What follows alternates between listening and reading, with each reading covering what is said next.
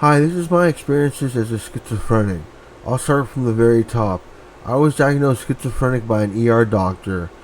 Initially, I had a diagnosis of sane from a doctor that analyzed me for over an hour, but an ER doctor changed it to schizophrenic, bipolar, and psychosis.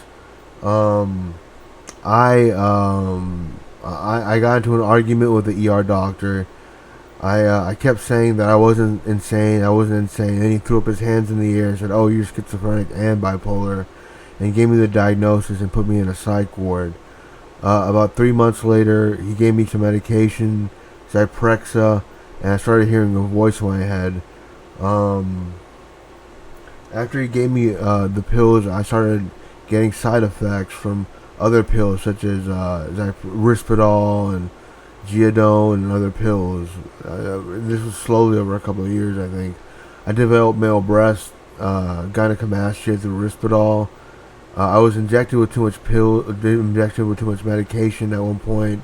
The Risperdal injectable that made me hallucinate for about 2 weeks, and I almost died on that. I almost fell into the pool.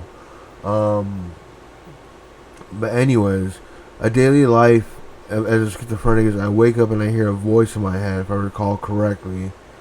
If I leave my house, the neighbors attack me with their dogs time to time because they don't want a schizophrenic in the neighborhood or some odd rumor. Um, I have a bad reputation with the police and people around me because they don't want a schizophrenic bum around.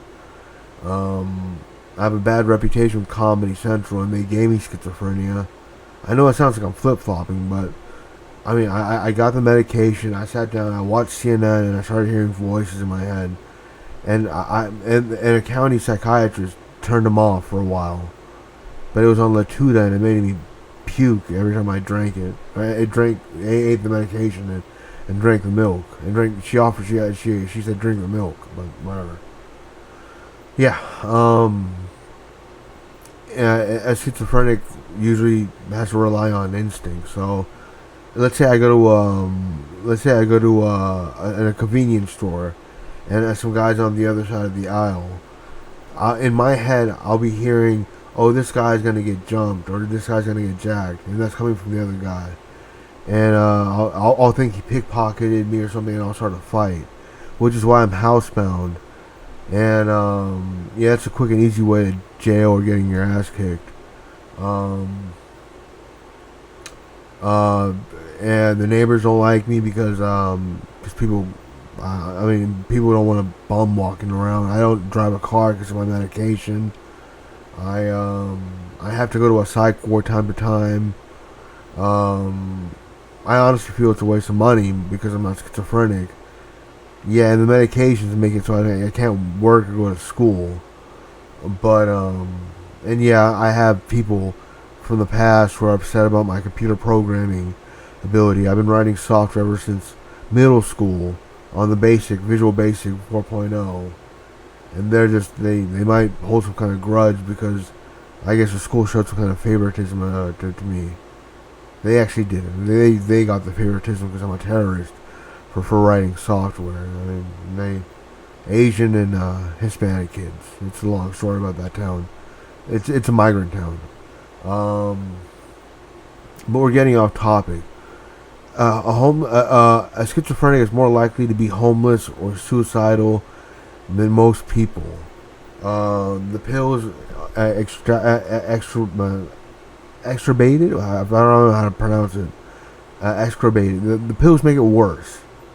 The pills just make the situation worse, and they're forced to take these meds. They're second-rate citizens, and they're gonna be second-rate citizens until one shines and lets them know they're the super disabled guy or whatever. We can't smoke weed. If you smoke weed as a disabled person, you're liable for punishment. Disabled people, schizophrenic people, bipolar people, they face punishment for their disabilities, and that's not a free country. That's not a free country. Just the other day, I contacted my psychiatrist, and he played a joke on me. He put a diagnosis in front of me that was 4 years too late, The statute of limitations ended at 3 years. And so these people are going to let me suffer by not letting me work or go to school. And, well, that's just me bitching. Well, thank you.